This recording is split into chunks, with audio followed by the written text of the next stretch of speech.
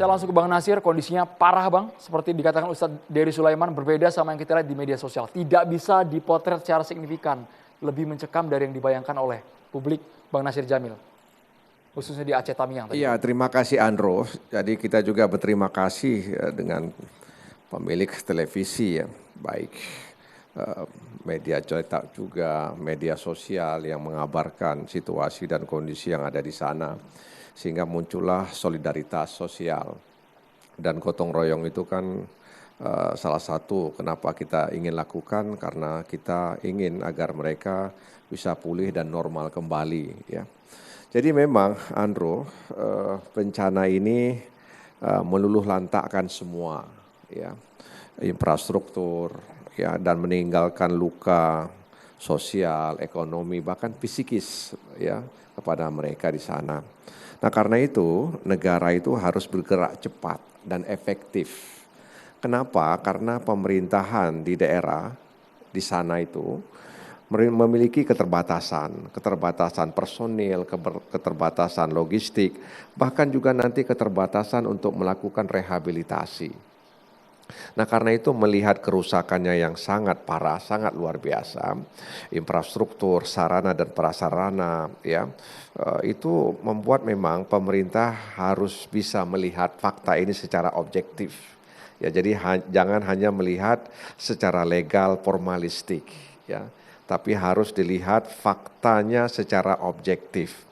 Sehingga pemerintah tidak ragu untuk menentukan status bencana ini. Ya, karena terus terang saja hampir semua tokoh yang ada di Sumatera Barat, Sumatera Utara dan juga Aceh ingin agar negara itu memberikan status ya kepada bencana ini. Selama ini kan statusnya kan bencana daerah, ya, bencana daerah. Dan memang dalam Undang-Undang Nomor 24 Tahun 2007 tentang penanggulangan bencana itu disebutkan ya ada 3 status itu ya, nasional ya, kemudian juga provinsi dan daerah. Nah karena itu sekali lagi melihat keterbatasan tadi itu, maka ya harapan masyarakat di sana itu di akhir tahun 2025 dan menjelang tahun baru 2026 ada kabar baru ya dari negara untuk mereka. Dan salah satu kabar baru yang sangat dinantikan itu adalah ya menetapkan ya bencana itu sebagai bencana nasional. Bukankah dukungan kapasitas nasional, anggaran semua sudah dikerahkan? Saya akan jalan itu, ya saya berjalan, ya hampir sepekan saya berjalan, ya beberapa hari setelah kejadian itu mengunjungi PD Jaya, Biren, kemudian Aceh Utara, Lok Semawe, kemudian juga saya ke Aceh Timur, ke Langsa sampai ke Aceh Tamiang, ya. Memang apalagi Aceh Tamiang tadi itu Yuda, memang hampir 90% itu rusak semuanya, ya infrastrukturnya rusak semuanya. Jadi Aceh Tamiang itu memang yang paling parah. Tapi ada juga yang tidak kalah yang juga sangat membuat kita menjadi iba, ya saudara-saudara kita yang ada di Aceh Tengah dan Benang Meriah yang sampai hari ini itu terputus total untuk jalur daratnya.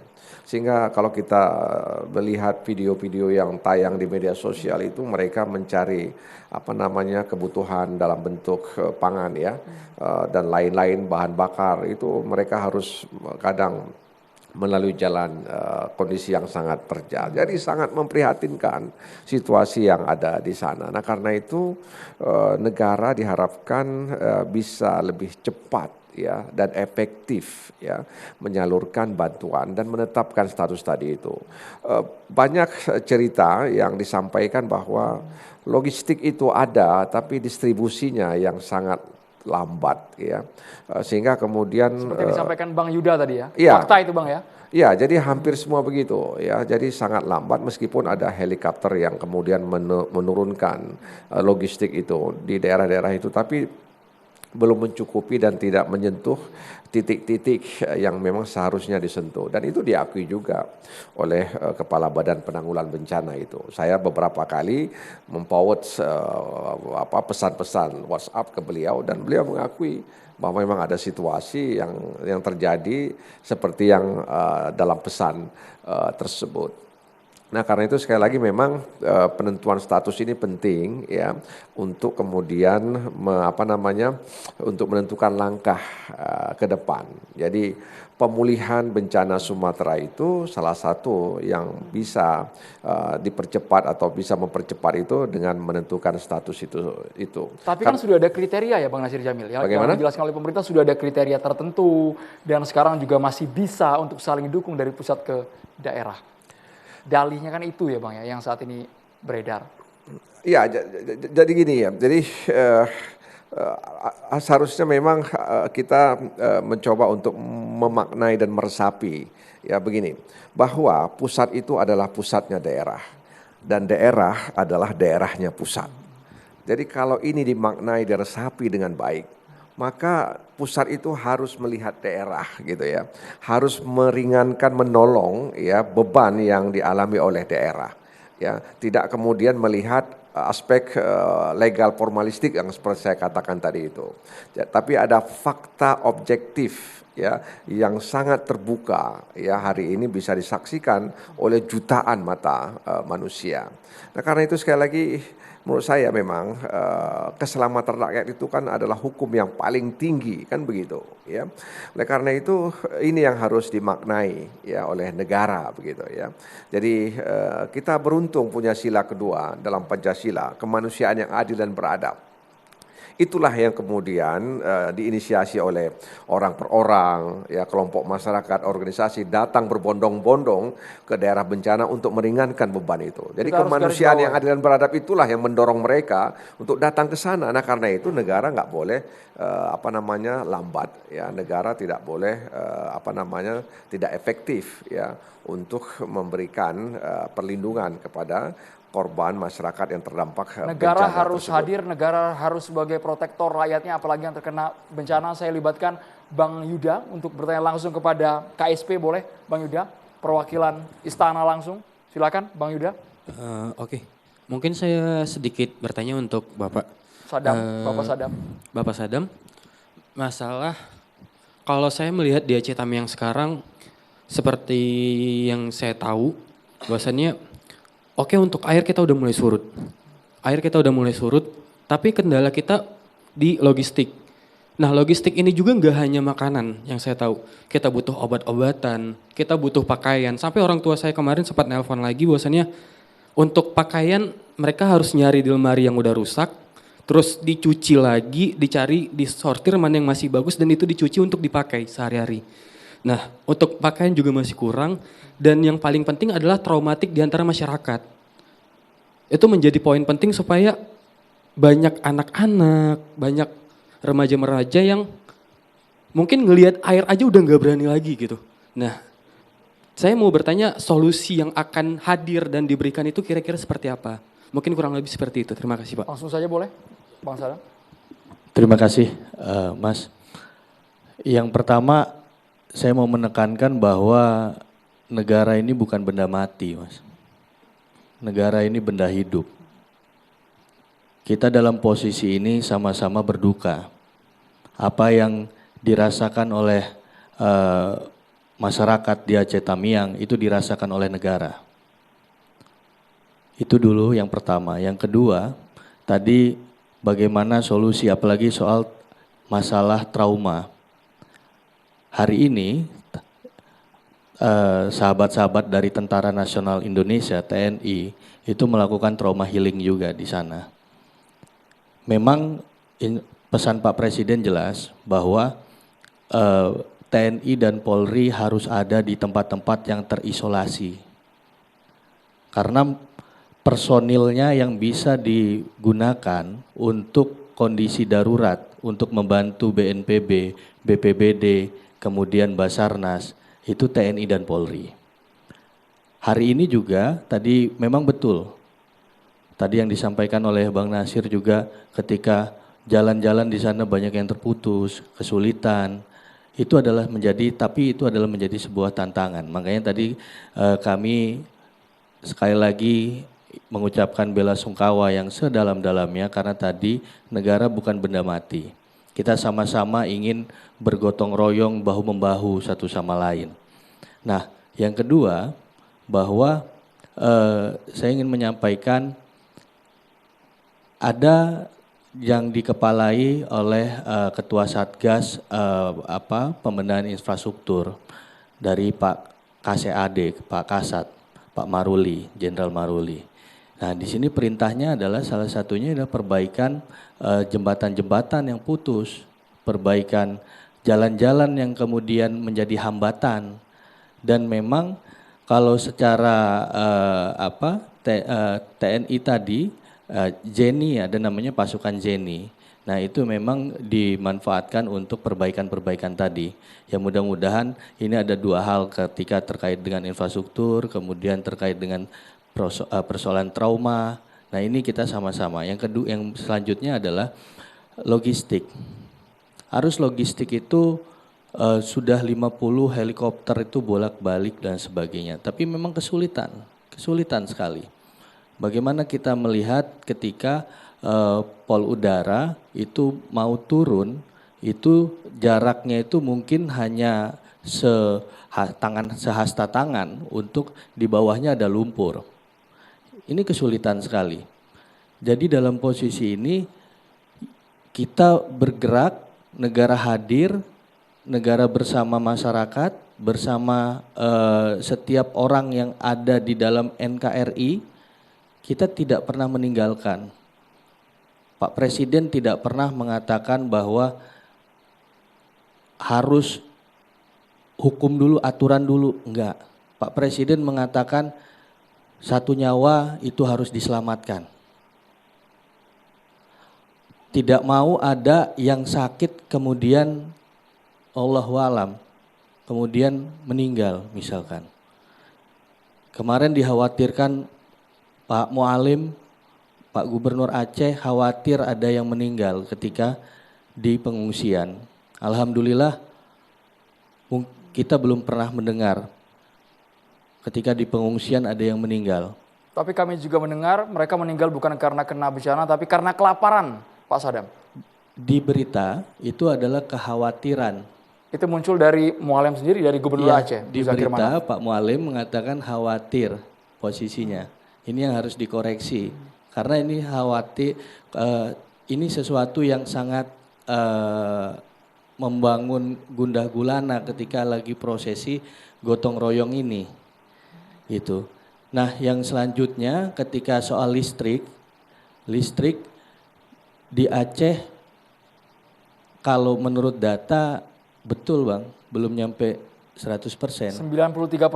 93% di 4 yang bermasalah ini, ya, artinya di sini saya catat, di sini ada Aceh Tengah, Benar Meriah, Aceh Tamiang, Gayo Lues. Nah, ini pernyataan dari Direktur PLN itu menuju 93% bahasanya, menuju 93%. Data yang kami punya untuk keseluruhan Aceh itu 80%. Artinya memang situasi ini, tapi dalam proses, semuanya dalam proses. Artinya coba kita bayangkan bagaimana setiap orang yang untuk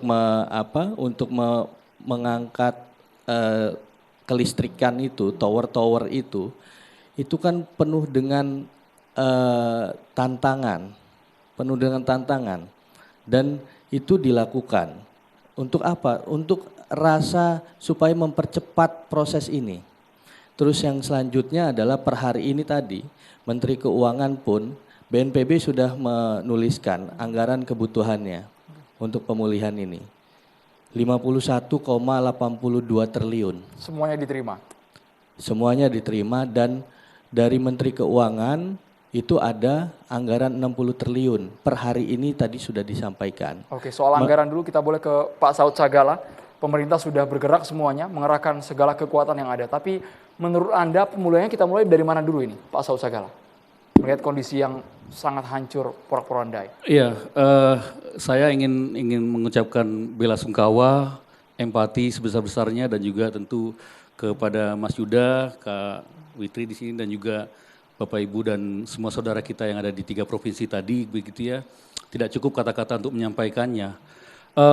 Saya ingin menarik mungkin dari Bang Nasir tadi menyebutkan ada perlunya negara hadir begitu ya, dan menurut saya negara hadir itu ditunjukkan dengan kemampuan di dalam merespon dengan baik. Dalam hal ini kecepatannya, menyediakan kebutuhan, dan juga melindungi warga yang ada. Kalau tadi melihat contoh yang ataupun yang disampaikan oleh Ustadz Dery dari Aceh Tamiang, itu sangat luar biasa gapnya begitu ya. Dan ini kita harus mengakui bahwa saya akan menggunakan kata kita gagal di dalam mengelola ini. Mungkin cukup keras saya mengatakan itu, tapi buat saya juga suatu pelajaran penting.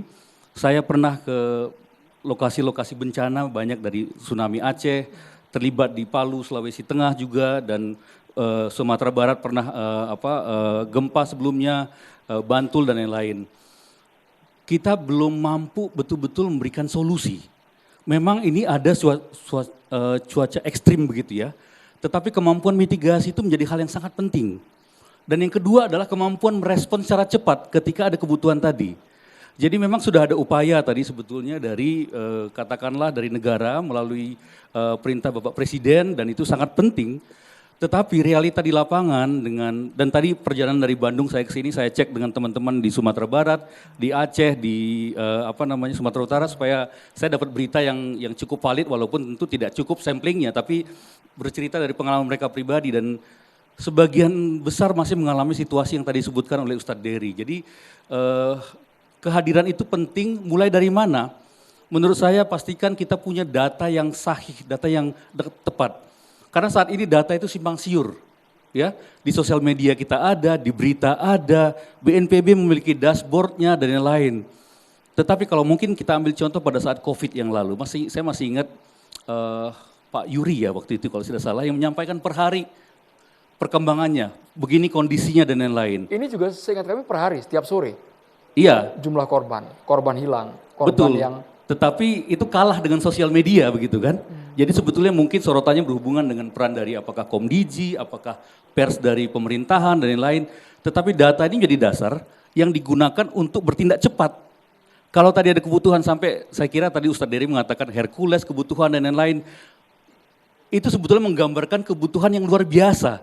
Bahwa dana yang tersedia pun mungkin tidak cukup. Itu menggambarkan dengan tadi kondisi harus mengambil baju dari bekas lemari yang sudah terdampak bencana, dan juga kita lihat bagaimana orang juga yang masih ada lumpur dan lain-lain. Jadi kita perlu bukti dalam hal ini, dan saya mendukung Kepresiden memberikan sebuah upaya yang serius, termasuk pendanaan yang tadi disampaikan oleh dari Pak Sadam ya, mungkin demikian.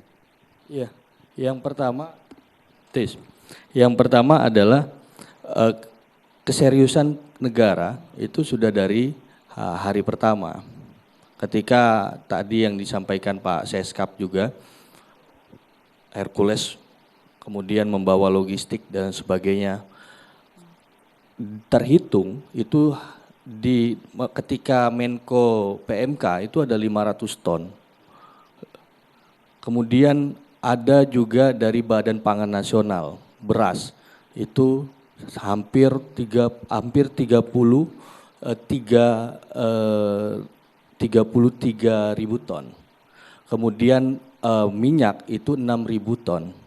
Nah persoalannya ketika logistik itu sudah masuk, yang menjadi persoalan adalah infrastruktur. Itu yang pertama. Yang pertama adalah infrastruktur, sehingga makanya kemarin Presiden hadir yang pertama, kemudian hadir yang kedua, itu menegaskan bahwa yang pertama dilakukan, lagi-lagi ini saya tidak mau masuk ke wilayah tadi kata Bang Nasir, tapi ini adalah undang-undangnya begitu. Bagaimana ada Undang-Undang 24 2007 itu berbicara juga bagaimana evakuasi dan distribusi, ini kedaruratannya. Kemudian tahapan berikutnya ada rehabilitasi dan rekonstruksi. Nah dalam posisi ini distribusi sudah dilakukan, evakuasi dalam proses hari ini pun sampai hari ini detik ini mendapatkan dukungan untuk evakuasi dari TNI, dari Basarnas, dari BNPB dan sebagainya. Provinsi kemudian sampai hari ini bahkan tadi Pak Masinton juga menambah 14 hari tanggap darurat. Artinya ada kesiapan provinsi walaupun ini butuh dukungan full dari pusat. Dan hari ini kita melihat bahwa adanya Ketua Satgas percepatan perbaikan infrastruktur ataupun jembatan-jembatan. Tapi diakui sebenarnya pemerintah bahwa kewalahan ada ya. Kewalahan di Faktor awal. kewalahan ada sesaat lagi ditanggapi. Iya. Kita harus jeda dulu hanya di catatan demokrasi pemirsa.